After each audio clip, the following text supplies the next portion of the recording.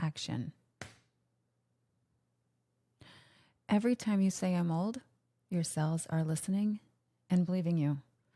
Welcome to Unfucked in under 10 minutes, y'all.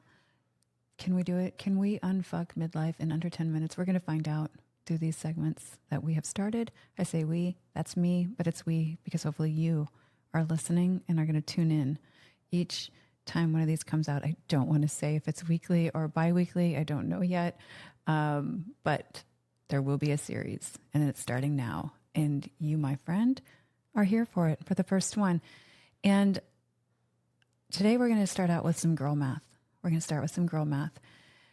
If negative self-talk takes away and subtracts years from your life, then choosing empowering language adds them back.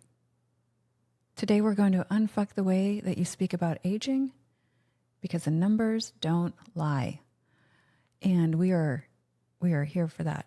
We're here for the no lies, right? Because that's all your negative self-talk is anyway. It's just lying. But anyway, we'll get to that. So what happens when you keep saying, I'm old? Like it's some cute joke.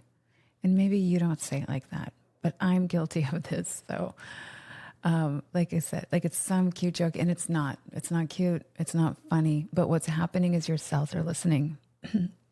They're listening. And honestly, your cells, your body, your brain, they're so gullible. Like think of Ron Burgundy on Anchorman and how he would read everything off the teleprompter. And she's like, everything. And then the woman's like, everything. That is your brain, your body, and your cells. They are listening to whatever you say, no matter how false or inaccurate it is. So when you're like, I'm old, I'm falling apart, your body's and your cell, it's not like, oh my God, she's being so self-deprecating today. She's hilarious. No, they're like, got it. We're declining.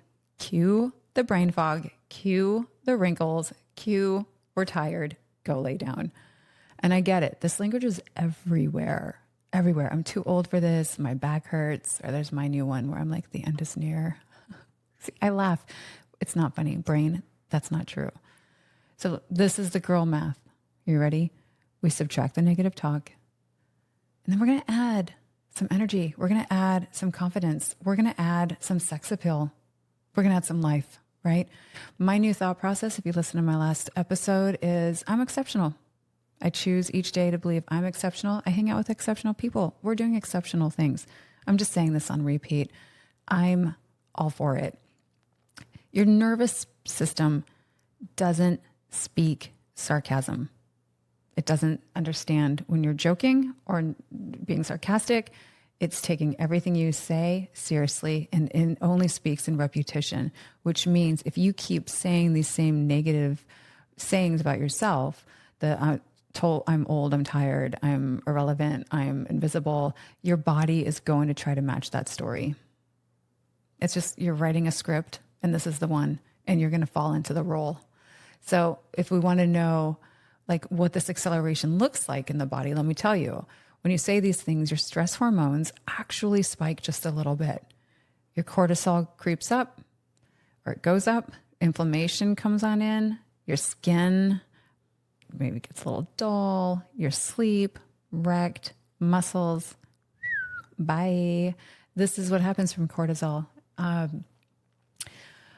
You know how they say like a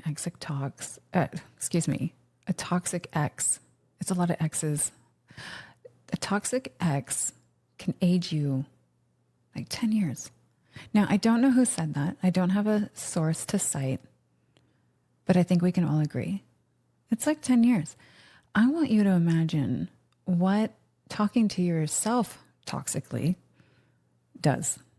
How much do you think that ages you? Do you think it's like 20 years, 30 years? Can you imagine calling someone you love, your parent or your child or your best friend, and talking to them the way that your brain is talking to you all day, as if it's just reporting the news to you? It's just like very matter of fact. Every ache and pain, every like new idea. I can't start now. Oh, my back hurts. I'm getting old. Oh, look at my skin in this lighting. It's old. I'm aging. I'm wrinkly. All of just the non-stop narrative that's playing in the background. If you were talking to someone else like that, can you, I mean, you probably can't even imagine doing that, especially all day long. You just keep calling them. And you're like, hey, I don't know if you know, you look really old. Imagine that. Oh, so the crazy thing is here, y'all, is that like your brain, we can't break up with them. It's yours. So on one level, like we got to have some compassion and love for it because it's just being a brain. And on the other hand, we have got to take it over. Because you're basically handing your subconscious a shovel and saying like, keep digging, babe. The more you think that way, it's just going to keep going. So we want to take over and start telling it what to think.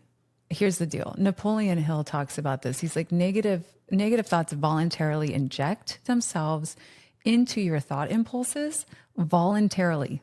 You don't have to do anything. They're lining up to get right on in there and they slip right into your subconscious, which means you take that natural state of your brain and then you add to it the conditioning of society of what it means to be a woman aging. Just throw that on top of it and you are compounding a cocktail that it's an unfair mix. However, as soon as you know this, as soon as you have awareness around this, you can start injecting the positive thoughts. And those, unfortunately, are not sneaking in by accident. There's no, you're so hot and you're so awesome coming in through the back door. Babe, you're going to just have to literally say the things out loud every day, morning and night if you need to. Post-it notes, it doesn't matter. Do what you need to be reminded so that your subconscious actually starts to believe it and it can seep in there. Because the default setting is self-sabotage. Here's another part of it. I don't know if you've read Existential Kink. I'm a huge fan. It's about shadow work that Jung came up with. And you can't just like Pollyanna your way through positive thinking and positive toxic. That's just as toxic, right? Like, what is that toxic positivity? Why is it so hard for me to say words X and toxic and positive?